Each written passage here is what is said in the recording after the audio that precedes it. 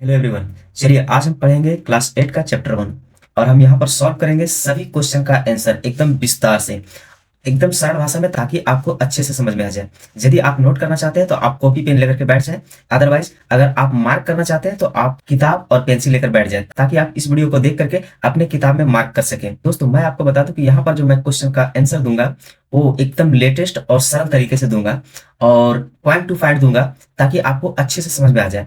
और ये तब होगा जब आप इस वीडियो को पूरा देखेंगे। जब आप इस वीडियो को पूरा देखेंगे तो आपको समझ में आ जाएगा कि किस प्रकार से पॉइंट टू पॉइंट यहाँ पे क्वेश्चन का आंसर दिया जा रहा है, और एकदम सरल भाषा में, ताकि आपके दिमाग में ये अच्छे से बैठ जाए। तो चलिए वीडियो को स्टार्ट करते हैं। तो चलिए सबसे पहले हम लोग देखेंगे रिक्त स्थानों की पूर्ति कीजिए। यहाँ पे जो सबसे पहला सवाल है वो ये है कि सूक्ष्म जीवों को किसकी सहायता से देखा जा सकता है।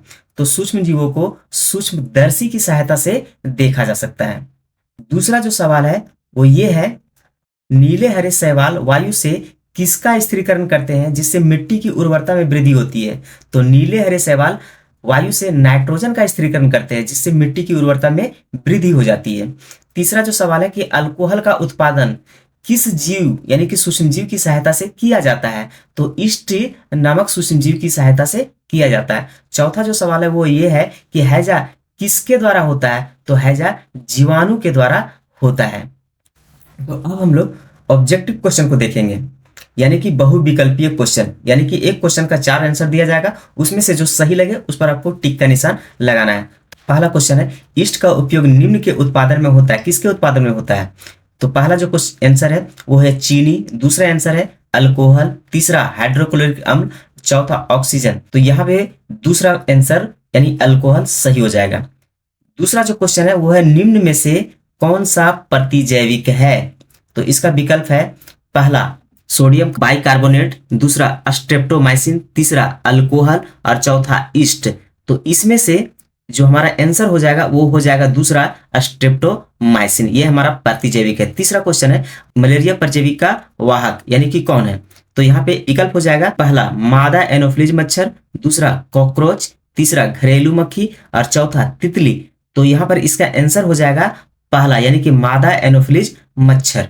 जो हमारा चौथा क्वेश्चन है वो ये है कि संचरणीय रोग का सबसे मुख्य कारक है। तो संचरणीय रोग का सबसे मुख्य कारक कौन है। पहला विकल्प है चींटी, दूसरा घरेलू मक्खी, तीसरा ड्रैगन मक्खी और चौथा मकड़ी। तो इसका जो आंसर हो जाएगा दूसरा यानी कि घरेलू मक्खी। संचरणीय रोगों का जो सबसे बड़ा कारक होता है वो होता है घरेलू मक्खी, यानी कि इधर से उधर चीजों को फैलाने का कार्य घरेलू मक्खी ही करता है।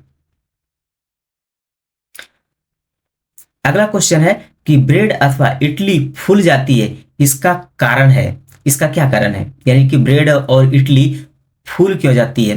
तो पहला विकल्प है उष्णता के कारण, दूसरा विकल्प है पीसना का कारण, तीसरा विकल्प है कि ईस्ट कोशिकाओं की वृद्धि के कारण और चौथा है कि मारने के कारण। तो इसका आंसर हो जाएगा तीसरा ईस्ट कोशिकाओं की वृद्धि के कारण।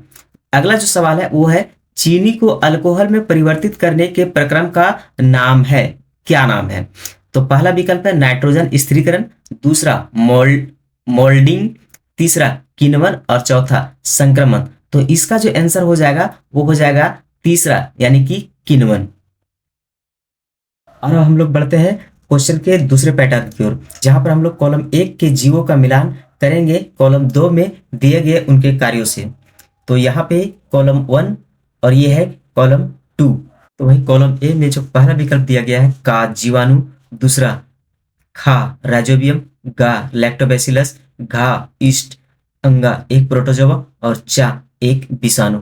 वहीं कॉलम 2 में उनके कार्य दिए गए हैं, पहला नाइट्रोजन स्थिरीकरण, दूसरा दही का जमना, तीसरा ब्रेड की बेकिंग, चौथा मलेरिया का कारक, पांचवा हैजा का कारक, छठा एड्स का कारक और सातवां प्रतिजैविक उत्पादित करना। अब हमको कॉलम 1 को कॉलम 2 से मिलाना है। तो इसको मिलाने के लिए हम लोग इसको एक एक करके पढ़ेंगे और उसे मिलान करेंगे। तो पहला है जीवाणु जो हैजा का कारक है, दूसरा है राइजोबियम जो नाइट्रोजन स्थिरीकरण करता है, तीसरा है लैक्टोबैसिलस जो दही को जमाने का कार्य करता है, चौथा है ईस्ट जो ब्रेड बेकिंग करने का काम करता है, और पांचवा है एक प्रोटोजोआ जो मलेरिया का कारक है जिसके कारण मलेरिया हो जाता है, और छठा यानी कि चा एक विषाणु जो एड्स का कारक है। और यहाँ पे सातवां एक प्रतिजैविक उत्पादित करना, ये विकल्प हमारा खाली रह जाएगा। तो अब हम लोग बढ़ते हैं क्वेश्चन के दूसरे पैटर्न की ओर, जहां पर हम लोग लघु उत्तरीय प्रश्नों का उत्तर देखेंगे, और वो भी अपनी भाषा में, आसान भाषा में। इस प्रश्न उत्तर का जो चौथा क्वेश्चन है वो ये है कि क्या सूक्ष्मजीव बिना यंत्र की सहायता से देखे जा सकते हैं? यदि नहीं तो वे कैसे देखे जा सकते हैं? तो इसका उत्तर है नहीं। सूक्ष्मजीव जैसे कि बैक्टीरिया और वायरस को बिना यंत्र की सहायता से नहीं देखा जा सकता है, क्योंकि वे बहुत छोटे होते हैं। कैसे देखे जा सकते हैं फिर वो? तो इन्हें देखने के लिए सूक्ष्मदर्शी अर्थात माइक्रोस्कोप नाम के यंत्र का उपयोग किया जाता है।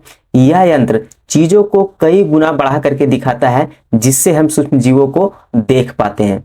इसका आंसर दोस्तों ये हो जाएगा। अगला और पांचवा क्वेश्चन ये है कि सूक्ष्म जीवों के मुख्य वर्ग कौन कौन से हैं? तो इसका उत्तर हो जाएगा कि सूक्ष्म जीव के 5 वर्ग होते हैं, और वो ये हैं। पहला बैक्टीरिया, ये बहुत छोटे और एक कोशिकीय जीव होते हैं। ये हर जगह पाए जाते हैं, जैसे कि मिट्टी, पानी और हवा आदि में। दूसरा वायरस, ये जीवित और निर्जीव के बीच की अवस्था में होते हैं। ये किसी जीवित कोशिका में घुसकर ही काम करते हैं। तीसरा जो इसका प्रकार होता है वो होता है कवक। ये सड़ती हुई चीजों पर उगते हैं, जैसे कि ब्रेड पर दिखने वाली फफूंद आदि कवक के उदाहरण हैं। चौथा प्रोटोजोआ, ये एक कोशिकीय सूक्ष्मजीव है, जैसे अमीबा और पैरामीशियम, ये प्रोटोजोआ के उदाहरण है। पांचवा जो इसका प्रकार है वो है शैवाल, जिसको अंग्रेजी में एल्गी भी बोलते हैं। ये पानी में पाए जाते हैं और हरे रंग के होते हैं। ये प्रकाश संश्लेषण करते हैं, जैसे कि क्लोरेला आदि जो शैवाल होते हैं वो शैवाल के उदाहरण है। ये सभी छोटे छोटे जीव अलग अलग जगहों पर रहते हैं और अलग अलग काम करते हैं। इस प्रश्नोत्तर का छठा सवाल यह है कि वायुमंडलीय नाइट्रोजन का मिट्टी में स्थिरीकरण करने वाले सूक्ष्मजीव के नाम लिखिए। तो इसका उत्तर यह है कि वायुमंडलीय नाइट्रोजन का मिट्टी में स्थिरीकरण करने वाले सूक्ष्मजीवों को नाइट्रोजन फिक्सिंग बैक्टीरिया कहा जाता है, और इसके नाम ये निम्न प्रकार से हैं। पहला राइजोबियम, यह बैक्टीरिया दालों के पौधों की जड़ों में गांठ बनाकर नाइट्रोजन को स्थिर करता है। दूसरा जो इसका उदाहरण है वो है एजोटोबैक्टर, यह मिट्टी में स्वतंत्र रूप से नाइट्रोजन को स्थिर करता है। और इसका तीसरा उदाहरण है ब्लू ग्रीन एल्गी, जैसे कि एनाबिना और नॉस्टॉक, ये भी नाइट्रोजन को स्थिर करते हैं। ये सूक्ष्मजीव मिट्टी को उपजाऊ बनाने में मदद करते हैं। इस प्रश्नोत्तर का सातवां सवाल ये है कि हमारे जीवन में उपयोगी सूक्ष्मजीवों के बारे में 10 पंक्तियां लिखिए। तो इसका उत्तर यह है कि हमारे जीवन में उपयोगी सूक्ष्मजीव, पहला दही बनाने में सहायक, लैक्टोबैसिलस बैक्टीरिया दूध को दही में बदलता है। दूसरा खाद्य पदार्थ बनाने में मदद, यीस्ट का उपयोग रोटी, केक और पेस्ट्री को फुलाने के लिए किया जाता है। तीसरा दवाओं का निर्माण, पेनिसिलियम नामक कवक से पेनिसिलिन एंटीबायोटिक तैयार की जाती है।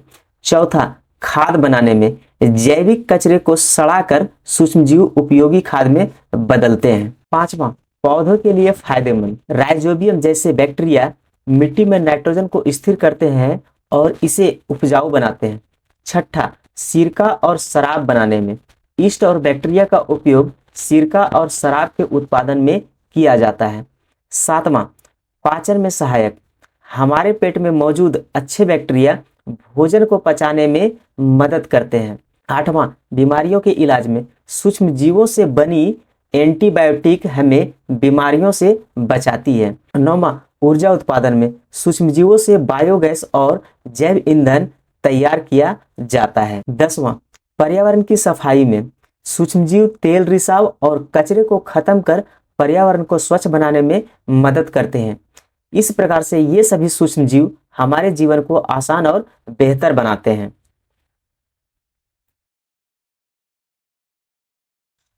इस प्रश्नोत्तर का अगला क्वेश्चन है कि सूक्ष्मजीवों द्वारा होने वाले हानिकारक प्रभावों का संक्षिप्त विवरण कीजिए। तो इसका उत्तर यह है कि सूक्ष्मजीवों के हानिकारक प्रभाव, पहला बीमारियां फैलाना, बैक्टीरिया और वायरस कई बीमारियां फैलाते हैं, जैसे कि टाइफाइड, हैजा, मलेरिया और फ्लू आदि। दूसरा भोजन को खराब करना, सूक्ष्मजीव भोजन में लगकर उसे सड़ा देते हैं, जिससे फूड पॉइजनिंग हो सकती है। तीसरा पौधों को नुकसान, फफूंद और बैक्टीरिया पौधों में बीमारियां जैसे पत्तों का झुलसना और फूलों का सड़ना फैलाते हैं। चौथा, जानवरों में रोग। पालतू जानवरों में भी ये जीव बीमारियां जैसे कि anthrax, foot and mouth disease फैलाते हैं।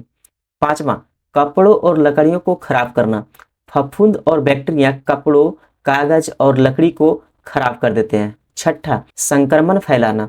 दूषित पानी और हवा के माध्यम से ये जीव लोगों में संक्रमण फैलाते हैं। सातवां, फसल का नुकसान।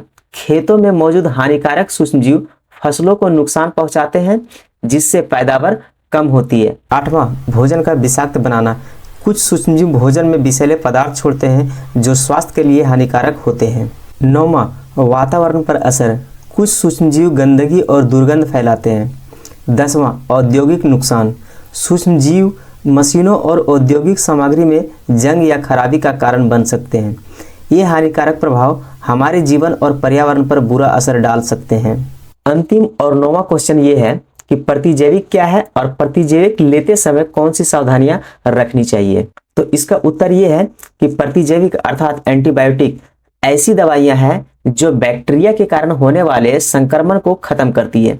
ये बैक्टीरिया की वृद्धि को रोकती है या उन्हें मार देती है, जैसे कि पेनिसिलिन, स्ट्रेप्टोमाइसिन आदि। प्रतिजैविक लेते समय सावधानियां, यानी कि आपको किस प्रकार की सावधानियां बरतनी चाहिए। पहला, डॉक्टर की सलाह लें, यानी कि प्रतिजैविक दवा लेते समय आपको डॉक्टर की सलाह लेकर के ही दवा खानी चाहिए। बिना डॉक्टर की सलाह के एंटीबायोटिक ना लें। दूसरा, कोर्स पूरा करें। एंटीबायोटिक दवाओं का एक कोर्स होता है, उसे आपको जरूर कंप्लीट करना चाहिए, ज्यादा या कम नहीं खाना चाहिए। इसलिए कहता है कि आप कोर्स पूरा करें। दवाई का कोर्स पूरा करें भले ही आप पहले ठीक महसूस करने लगे हो, यानी कि आपकी बीमारियां हो सकता है कि पहले ठीक हो जाए, लेकिन फिर भी आपको उसका कोर्स कंप्लीट कर लेना है। तीसरा, जरूरत होने पर ही लें। एंटीबायोटिक्स केवल बैक्टीरियल संक्रमण में लें, वायरस जैसे कि सर्दी जुकाम में नहीं लें, यानी कि जरूरत के हिसाब से ही इस दवा को खानी चाहिए। ये अपने मर्जी से इसे खाने की जरूरत नहीं। चौथा, अधिक मात्रा में ना लें। दवाई की मात्रा डॉक्टर के बताए अनुसार ही लें। एंटीबायोटिक की दवा आपको ना तो ज्यादा खाना है और ना तो कम खाना है। दोनों ही स्थिति में ये आपके स्वास्थ्य पर बुरा असर डालेगा। पांचवा जो प्रभाव है इसका, वह है दुष्प्रभाव पर ध्यान दें। अगर कोई साइड इफेक्ट हो तो तुरंत डॉक्टर को बताएं। छठवां, पुरानी दवाई ना लें। पुरानी या बची हुई एंटीबायोटिक दवाओं का उपयोग आपको नहीं करना चाहिए, यानी ना करें। सातवां, खाली पेट ना लें।